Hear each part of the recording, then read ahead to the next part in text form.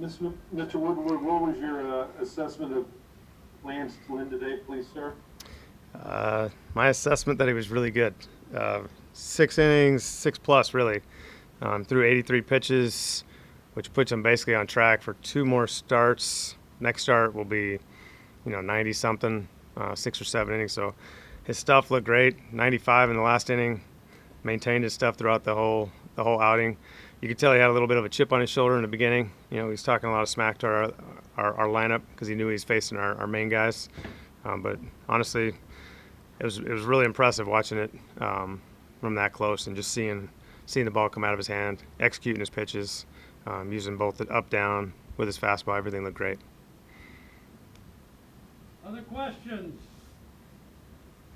Raise your hand, Evan. Hey, Chris, we started to talk to you a little bit yesterday about the schedule before we had actually seen it.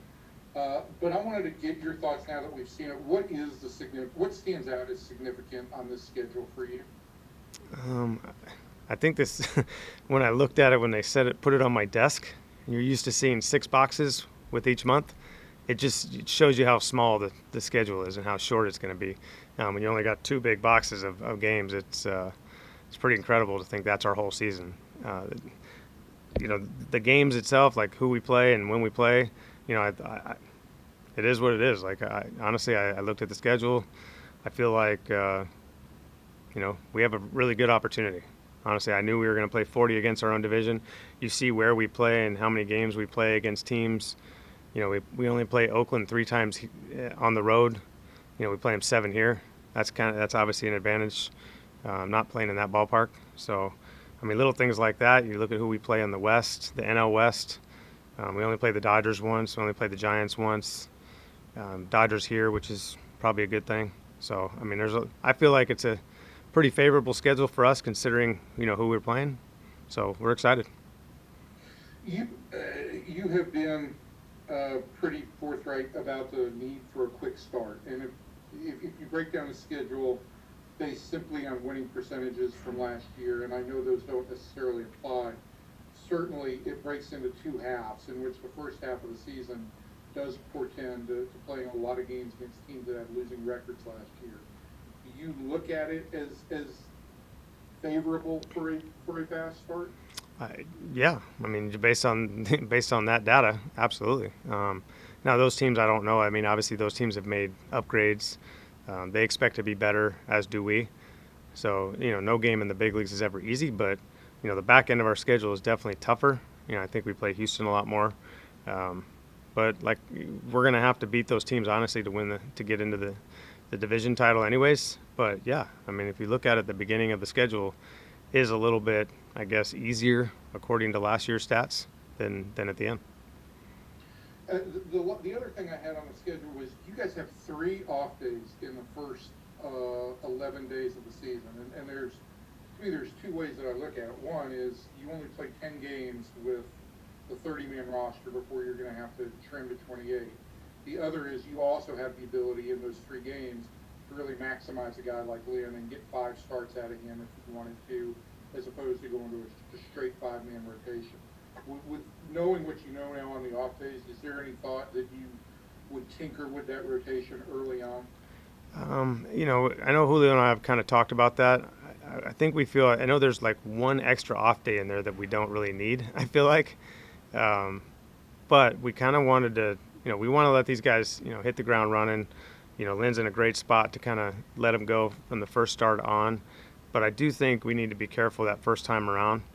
We kind of planned on giving guys a day or keep their pitch count lower. Now, with the off days, we feel like we can just kind of let them go because they're going to have that extra day or extra 2 days.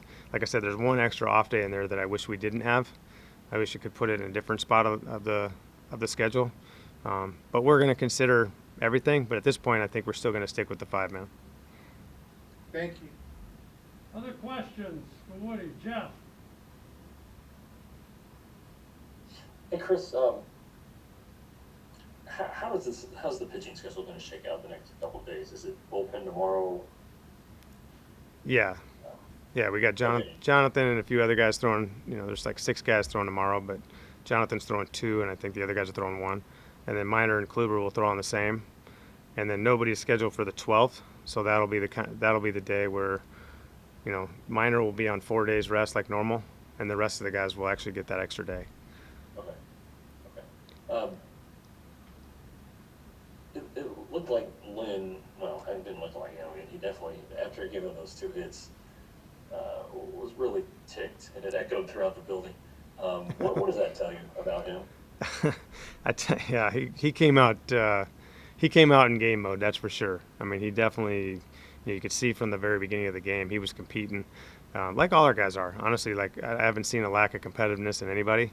They're all taking it serious, but you could tell he had a little extra, the typical Lynn, and you know he needed to get that out of his system.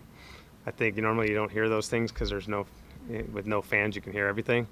But, you know, to see that competitiveness, he wanted the pitch before, we called it a ball, and then he gave up the hit right after that. So he was kind of mad at not only that, but the previous result. Thank you.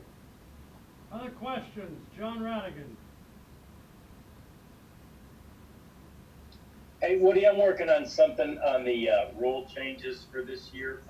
What rule change for this year do you think will have the greatest impact on what you do as a manager?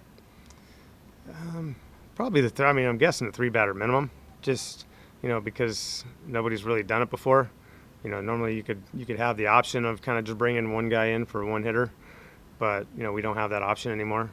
Like, I don't think it affects our team as much as maybe if we had, you know, a lefty specialist. We don't really have that. I mean, we have guys that can get both guys out, so I think that would probably be the biggest thing for most teams, maybe not our team. But yeah, I can't really think of anything else that would have a huge impact as far as managing a game. But that's definitely going to play into, you know, the strategy with 2 outs, you know, left-hander up. Do I bring in a lefty, just face that guy when there's 3 righties after that? You know, is it worth it at that point? And then as far as those things go that came, you know, because of the shortened season, second, you know, runner on second and extra innings obviously only applies if you have them, but there's also some of those protocol things, you know, spitting, you know, arguing within 6 feet. I mean, which of those do you think factors greatly for you? Probably that one. Yeah, the arguing one, I don't know. I mean, I think every Yeah. manager's going to kind of find that a little bit weird at times when you have something to argue about. But I do think the extra inning one you know, I've talked a lot about with our team, and we're going to implement it a lot in our inter squad games for sure, because it's something that there's so many different variables to that it's important for all our guys to know my expectations and what I believe our strategies at certain times should be, our mindset, our mentality, you know, and having those at bats. You know, it's not just about whether to bunt or not.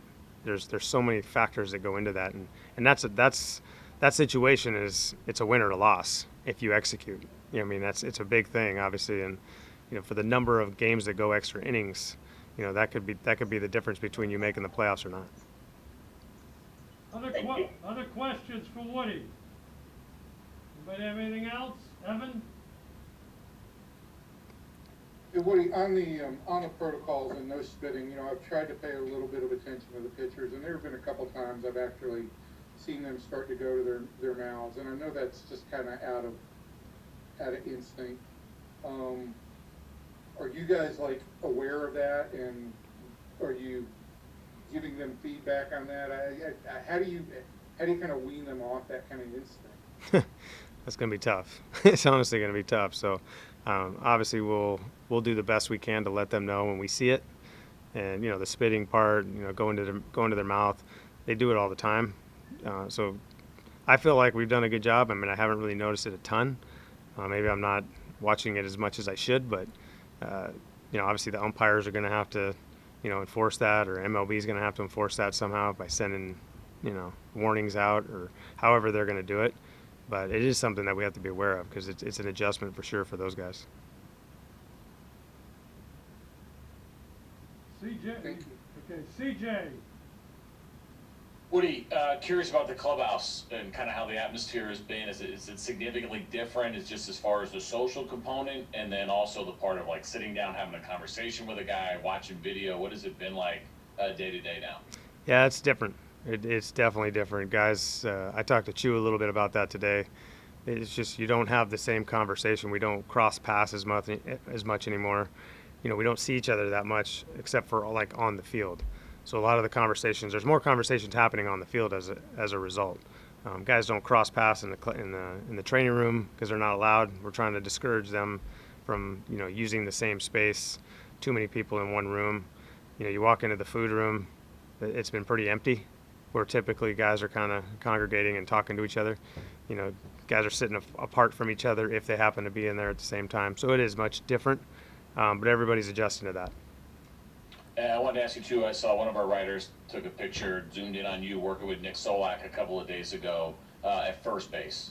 And I'm curious so far what he's doing well, what you think he needs to work on.